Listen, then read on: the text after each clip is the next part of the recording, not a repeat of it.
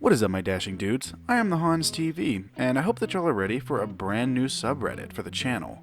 It comes from Connor, and it's r/TalesFromTheFrontDesk. Our first post for the day comes from Mr. Limit Hold'em, drunk regular guest. A little backstory. This guy was a regular who would stay at our property for a few days at a time, a few times a month, for work. At first he was nice as can be and very sober. He was one of those guests who the staff would talk to all the time and that he was generally a really cool guy. But over the months, with each new stay, he would get progressively more and more drunk. Now, at the time of this incident, our hotel was going through a full renovation. The lobby was in the process of being retiled, so half the lobby was enclosed in caution tape and was jackhammered to the concrete. Half of the front desk had caution tape blocking it, so we could only use one of the two workstations.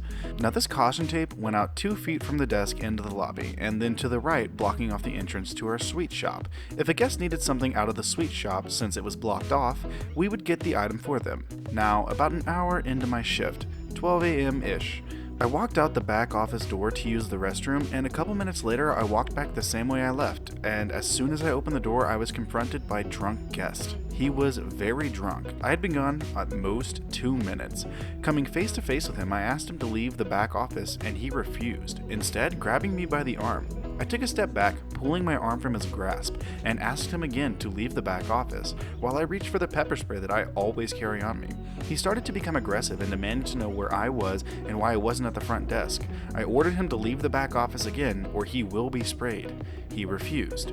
Now, we have our safe and different management offices back there. At this point, with a can of pepper spray in my hand, I told him that if he didn't leave, I was going to call the local police department.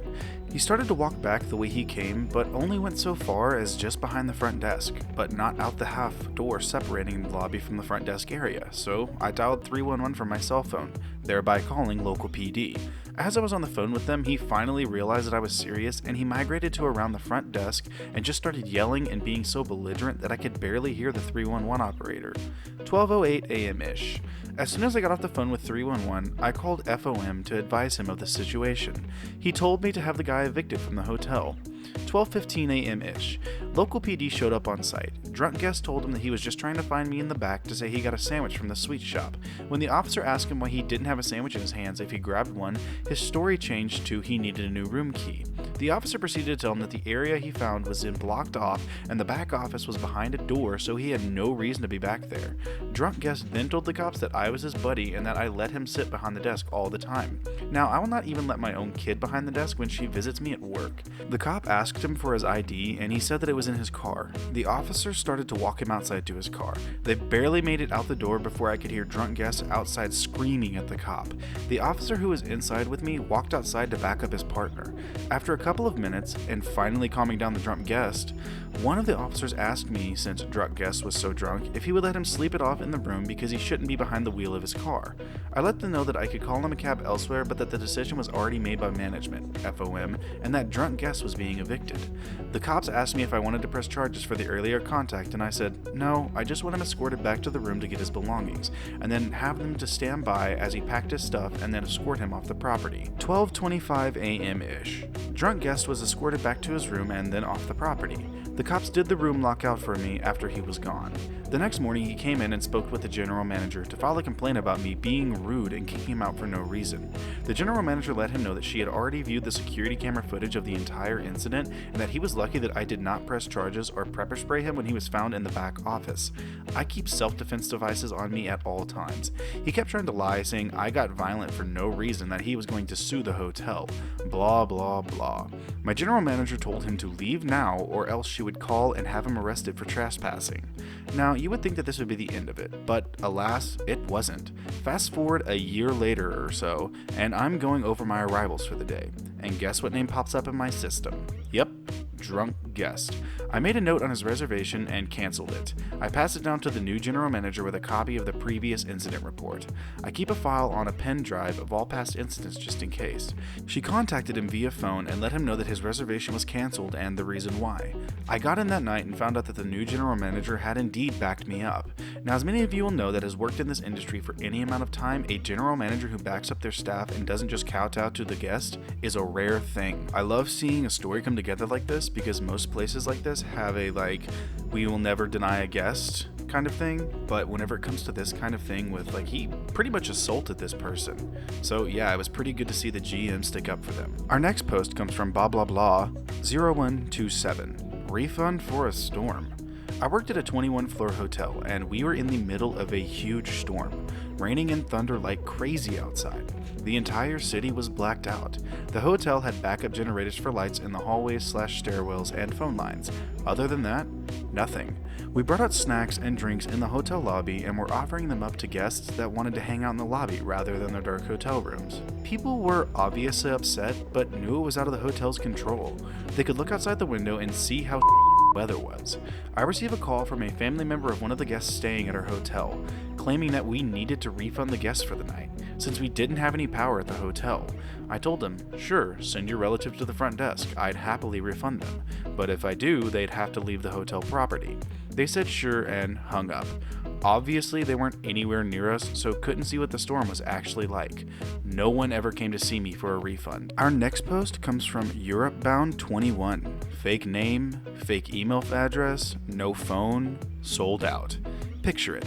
We are sold out, thus we are taking advance deposits on all remaining reservations yet to check in at 9 p.m.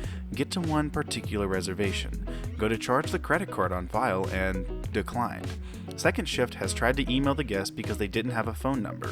Bounced, so they were forced to cancel said reservation. Never mind that this reservation was for 4 rooms. Fast forward to 11 p.m. when I wander in for audit shift. This guest has arrived to claim her 4 rooms, and I explained that she didn't have any valid information on said reservation and we couldn't reach her to get a good credit card, and she informs me that she doesn't trust the internet with her information. If I could just give her the rooms she requested.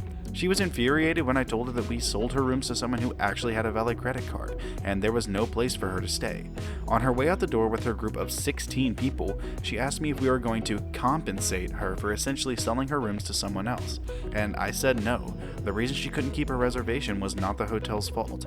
I wanted to laugh, but I remained professional. Until they were off the property, of course. Our final post for the day comes from Zara1. Crazy lady throws a fit. This happened at my property about a week ago. This is the email I sent to my manager about the entire incident. All names have been removed and replaced with their positions. Hi, manager. From this morning's pass on, the guest called down to request that her room be serviced and detailed, everything she wanted changed and done. Housekeeping supervisor was notified, and a stylist was sent to the room to provide everything to the guest. The guest answered her door and was upset with someone coming by at that moment and turned them away. The room has not been serviced since this encounter. If guest calls, please know what happened and explain it to her as best you can. Tonight I took guest's IRD order at 8:25 p.m. and she had no issues at all. Around 8:45 she called the desk and talked to female coworker. She complained that she had found roaches in her room this morning. She asked for someone to service her room, so male engineer went up to take a look for the roach problem. While he was upstairs, she told him she had stored some cake near the tea and coffee station and mentioned that the roaches had gotten to it. So she threw it and the roaches away downstairs and had used a diaper to throw the bugs away. She also could not provide any pictures of the roaches or point him in any conclusive direction in order to solve the problem, and she accused male engineer of calling her a liar because she was unable to do so. She was on the phone with female coworker while male engineer was in the room, and she tried to have male engineer talk to female coworker via the phone in the room. However, at that point, male engineer was uncomfortable with getting closer to her due to her accusations and let her know he would call the desk right away to speak with female coworker. Female coworker offered to comp her IRD meal for the inconvenience, but the guest refused and told female coworker that she wanted the meal and her host stay comped. At this point, both male engineer and female coworker came to talk to me about the guest, with male engineer saying that he was uncomfortable being in the room due to her outbursts and accusations. I called the guest to reach out about the issues she was having, and the second I introduced myself as a supervisor, she began fabricating the events of the day. She told me that she had told the guys working this morning about the roaches and that they had told her it would be taken care of while she was out of the hotel. She began to escalate the situation, and she told me that male engineer had refused to talk to female coworker over the phone and had told her that she was acting crazy and that she was scaring him. I apologized and began to ask her more questions about her concerns. She could not provide me with a straight timeline, and when I recounted the information I had to her, she became aggressive and insisted that she had not turned away housekeeping this morning and once again accused us all of lying. I tried to defuse the situation and ask her for more information, but she began demanding specific times the events of the day had taken place, demanding that we have some kind of video footage in our hallways, and demanding that I provide her with the names of all the employees she interacted with over the course of the day. I once again apologized and explained that I was reiterating the information I was given, and that I was not accusing her of anything, but trying to help her. And yet again, she escalated the situation.